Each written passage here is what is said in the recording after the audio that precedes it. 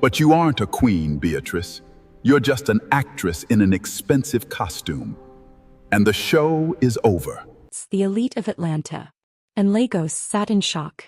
At the altar stood Beatrice, a woman whose beauty was matched only by the sharpness of her tongue. Her wedding dress was a $60,000 custom Vera Wang, shimmering with hand-stitched pearls. Her diamonds caught the light of the crystal chandeliers, making her look like a goddess. Now listen folks, your likes and subscribing to Modernist Africa Folktale help this story reach out to people that really want to learn from their wrongs and tell the algorithm that it means a lot to the views that share this story. Now if you believe that a person's heart is worth more than their bank account, do me a favor right now. Hit that like button. It tells the algorithm that stories of integrity still matters. Subscribe to the Modernist Africa Folktale and turn on that notification bell. We are building a community of people who look for the soul, not the suit. Comment, I see the heart, down below if you've ever been underestimated. Now let's begin. But her face. Her face was twisted into a mask of pure, unadulterated hatred. She wasn't looking at her groom Maxwell. She was looking at the man standing in the center aisle. He was dressed in a tattered army jacket that had seen better. His shoes were held together by duct tape. He smelled of wood smoke and the cold, hard streets. In his hand he held a crumpled piece of paper. An invitation. How dare you? Beatrice's voice didn't just carry. It sliced through the room. Maxwell, look at this. Look at this filth in our sanctuary. Guards. Why is this? Animals still standing in my presence? This is a 5-star event, not a soup kitchen. The man didn't flinch.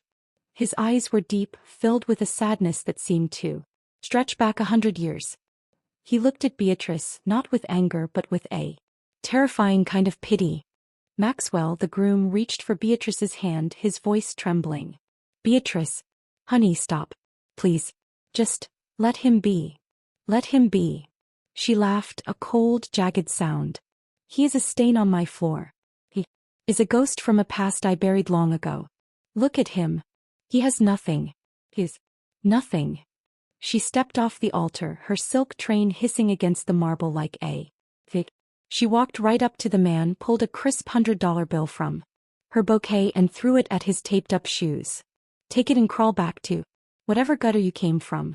You aren't human. You're a mistake. The man looked at the money on the floor. Then he looked at Beatrice.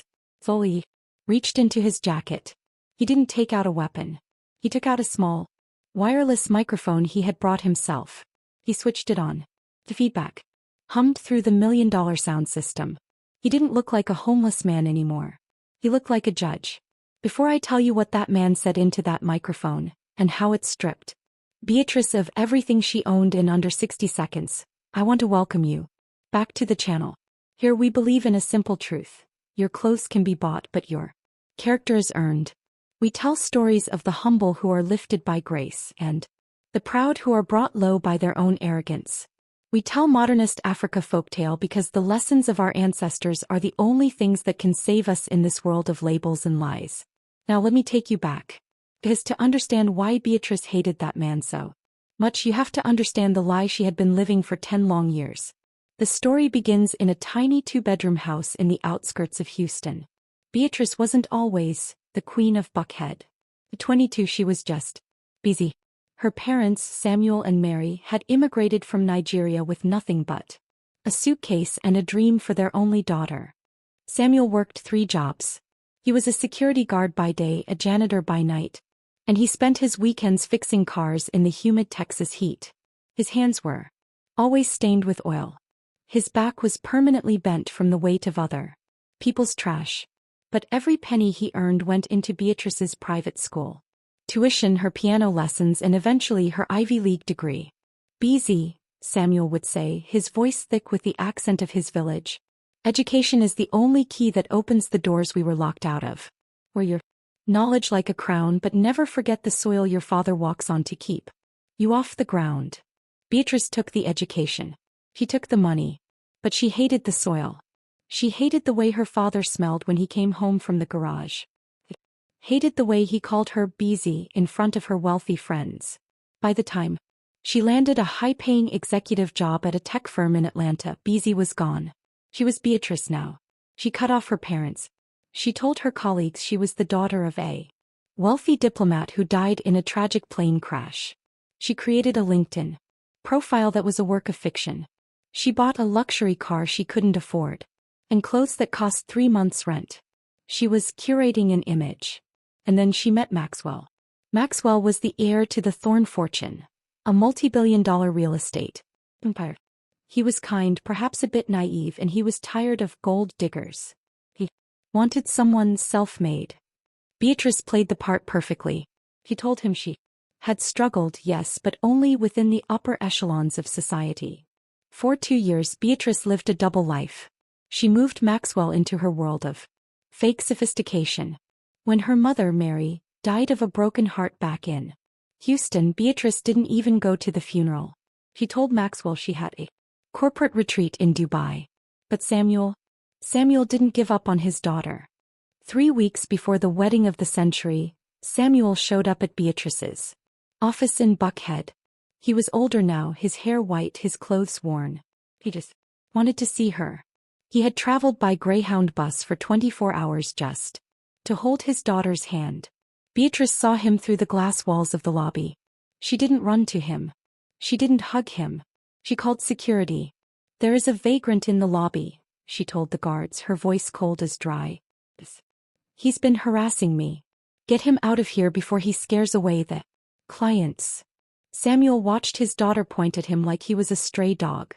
He watched as 2 young men in uniforms grabbed his thin arms and dragged him toward the revolving doors. He didn't fight. He just whispered, "Beezy, have the gift for your wedding. Your mother. She wanted you to have it." Beatrice watched him go. She felt a momentary prick of guilt, but she smothered it with the thought of the Thorne family name. He was almost there. He was almost a Thorne. The wedding day arrived. October 14th. The grand ballroom was a forest of white orchids and gold leaf. Maxwell's father, the legendary Arthur Thorne, a man who owned half the skyline of Atlanta, was set to give the couple a $10 million starter home as a wedding gift. Beatrice stood in the bridal suite, surrounded by her bridesmaids, women she had hired from a professional socialite agency because she didn't have any real friends left. "You look like royalty, B," one of them chirped.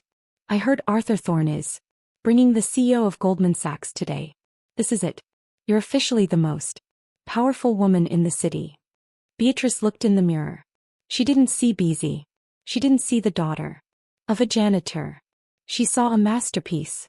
But as the organ began to play the opening chords of her entrance, a note was slipped under the door. It was on cheap yellowed notebook paper. "I'll be there, Beezy. Not to embarrass you, but to give you one last chance to be a daughter before you become a wife.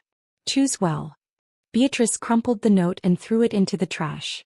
"Let him come," she hissed. "I'll show him what happens to people who try to pull me back down." He walked down that aisle. She stood at that altar. She said her vows. But, right as the priest said, "If anyone here has just cause why these two should not be wed." The doors at the back of the hall didn't just open. They stayed open. And in walked the man she had called an animal. Her father, Samuel. He didn't look like a father. He looked like a beggar. He had intentionally worn his oldest, most grease-stained work jacket. He had rubbed charcoal on his face to look like he had been sleeping on the grates. He was playing the role his daughter had assigned him. He walked slowly. Every step he took on that white silk runner left a muddy footprint. The guests gasped. The socialites pulled their silk dresses away in horror. Maxwell froze. He looked at the man, then at Beatrice. And that brings us back to the moment where Beatrice threw the $100 bill at her father's feet. "Guards!" Beatrice screamed, her face turning a violent shade of purple. "Why is he still breathing my air? Throw him out. Now." The guards stepped forward, but Maxwell yelled, "Wait." Maxwell looked at Samuel. Then he looked at Beatrice. "Beatrice, you told me your father died in a plane crash. You told me you were alone in the world. But this man, he's been outside our house for 3 days. I talked to him yesterday while you were at the spa." Beatrice's heart stopped. Maxwell, don't listen to him. He's a professional scammer. He targets wealthy weddings. He's crazy. Samuel finally raised the microphone. His voice was no longer a whisper. It was the deep, resonant boom of a man who had spent 40 years commanding respect in the face of hardship. I am not crazy, Beezy, Samuel said. The name Beezy echoed through the ballroom like a gunshot. And I am not a scammer. I am the man who paid for the degree. You used to get the job you have. I am the man who fixed the cars of the people, sitting in this front row so you could have piano lessons. I am your father. The room went deathly silent. And Maxwell, Samuel turned to the groom. I told you yesterday that if my daughter recognized me today, if she hugged me despite my rags, I would give her the greatest wedding gift in the history of your family. But she didn't. Samuel turned his gaze back to Beatrice. You told the world I was dead because you were ashamed of my hands. Well, Beezy, look at my hands now. Samuel reached into the pocket of his tattered jacket. He didn't pull out a wedding ring. He pulled out a black titanium card. A card that only 100 people in the world possessed. Beatrice frowned, her confusion momentarily overriding her rage. What is that? Where did you steal that from? Samuel smiled, and it was a sad, tired smile. I didn't steal it, Beezy. Earned. You see, while you were busy pretending to be a thorn, you never bothered to ask what I did with the money I made from the patents. Patents? Beatrice whispered. The engine filtration system I invented in that greasy garage you hated so much, Samuel said. I sold it to a company called Global Dynamics 7 years ago. I've been the majority shareholder of the firm you work for since 2018. I'm the man who signs your CEO's paychecks. Beatrice felt the floor tilt. But I wanted to see, Samuel continued, his voice dropping to a cold, hard tone. I wanted to see if my daughter still lived inside that expensive dress. Wanted to see if you would love the man who gave you everything even if he appeared to have nothing. He looked at Maxwell. Maxwell, your father Arthur is a good man. He and I have been business partners for 5 years. This whole wedding, this whole arrangement, was a test. Arthur knew. Maxwell, did you know? Maxwell looked at the floor. I didn't believe him at first, Beatrice. I wanted to prove him wrong. I told him, my Beatrice isn't like that. He's kind. He's real. I bet my entire inheritance on your heart. Maxwell took a step back from her. He took off his wedding band. I lost the bet, Maxwell said. Beatrice felt the world spinning. The white orchids, the gold-leafed pillars, the 400 guests in their silks and satins, it all began to blur into a whirlwind of shame. She reached out for Maxwell's arm, her fingers trembling against his tuxedo sleeve. Maxwell, please, she whispered, her voice cracking. This is a joke. It's a My father is dead. This man, he's just a ghost. He's lying to you to get money. Don't let him ruin our day. But Maxwell didn't move. He looked at her with a coldness she had never seen. It wasn't the look of a husband. It was the look of a stranger watching a car wreck. The day isn't ruined, Beatrice, Maxwell said, his voice flat. The day is finally clear. I sat in that office yesterday and listened to this man tell me about a little girl named Beezy who used to sit on his lap while he cleaned grease off his knuckles. He told me about a woman who promised her dying mother she would always remember where she came from. I didn't want to believe him. I fought him. I told him my Beatrice was a queen. Maxwell looked at the $100 bill still lying on the muddy runner. But you aren't a queen, Beatrice. You're just an actress in an expensive costume. And the show is over. Samuel stepped closer, the microphone still held firmly in his scarred, calloused hand. He didn't look like a homeless man anymore. Even in his tattered jacket, he carried himself with the authority of a king. You asked why I came here today, Beezy, Samuel said into the mic. His voice was being broadcasted through the entire hotel, reaching even the people in the lobby. You thought I came to beg. You thought I came to steal your spotlight. But I came to give you the one thing your mother left for you. Samuel reached into a small weathered bag he had slung over his shoulder. He pulled out a bundle of fabric. It wasn't wrapped in gold paper. It wasn't tied with a silk ribbon. It was a simple hand-sewn quilt, made from old scraps of Ankara fabric and pieces of Samuel's old work shirts. Your mother spent the last 6 months of her life sewing this, Samuel said. She was blind in one eye and her hands were shaking from the sickness. Said, Samuel, when our daughter marries, she will need to remember the warmth of her home. She will need to know that a house is built with bricks, but a home is built with sacrifice. Samuel held the quilt out. Beatrice looked at it like it was a pile of trash. I don't want that, she hissed under her breath. Keep your rags, old man. I know you don't, Samuel said. And that is why you will never be a Thorn. Because Arthur Thorn, the man you've been trying so hard to impress? He's the one who gave me the scrap fabric for this quilt 40 years ago when we were both working in that same garage. The crowd gasped. Arthur Thorn, the billionaire patriarch, stood up from the front row. He walked toward the altar. He didn't look at Beatrice. He walked straight to Samuel and pulled him into a powerful embrace. It's been too long, Samuel, Arthur said. The mic caught every word. I told you she wouldn't change. I told you the city swallows the soul if the heart isn't anchored in the truth. Arthur turned to the crowd.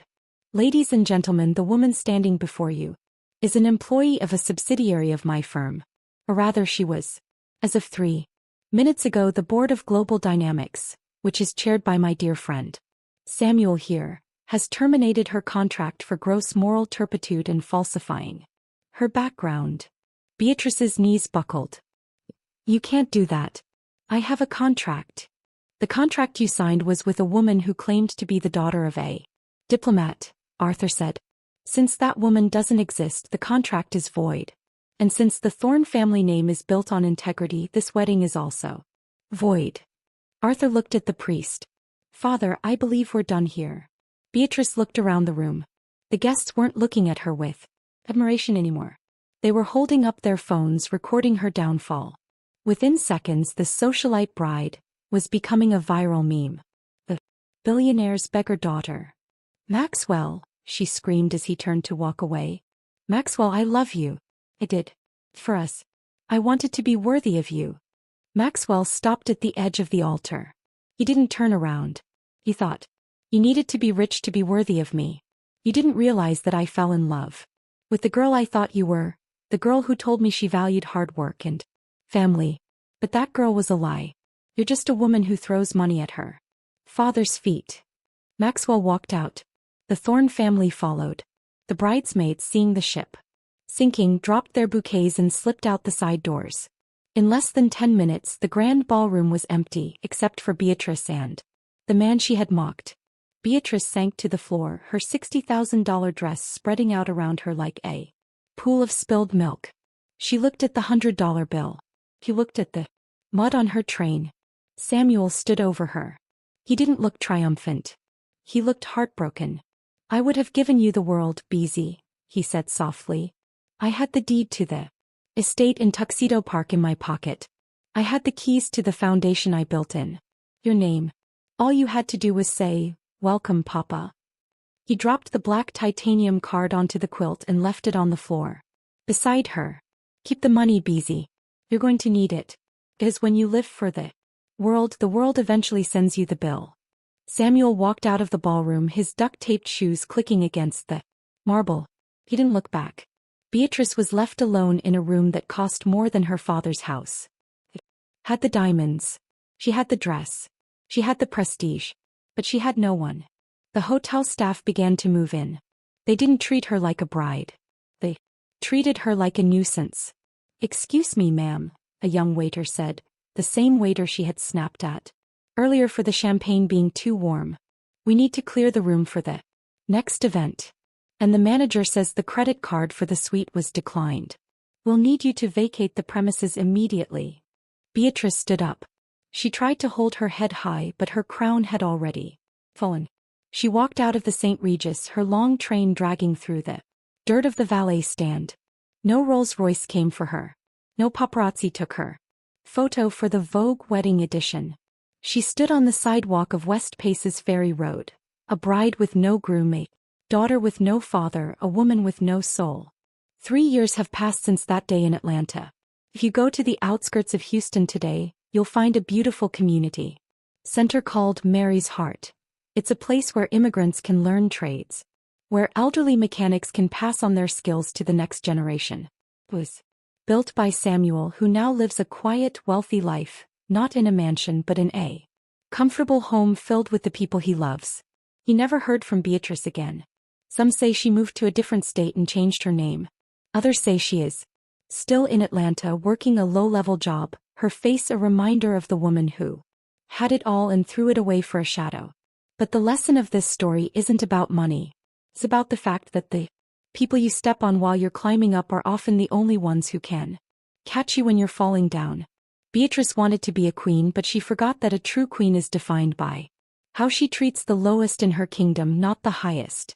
He thought her father was a stain on her wedding, but in reality she was the stain on his legacy. Your value doesn't come from the labels on your back or the zeros in your bank. It comes from the truth in your heart. As the old proverb says, the tree that forgets its roots will be the first to fall when the wind blows. Beatrice's roots were deep and strong, but she tried to cut them herself. And when the wind of truth blew, she had nothing left to hold her up. Before you leave us today, I want you to think about someone in your life that you might be taking for granted. Is there a Samuel in your world? Someone whose hands are dirty so yours can be clean. Go to them. Thank them. As a person who is rich in gratitude will never be truly poor. If this story moved you, if it reminded you of the importance of humility and family, please share it with someone who needs to hear it. Don't forget to like this video and comment the word roots below so I know you stayed with me until the very end. Thank you for being part of this community. We tell these stories so that we never forget who we are. Until next time, remember, work hard, stay humble, and always honor the ones who paved the way. Goodbye for now.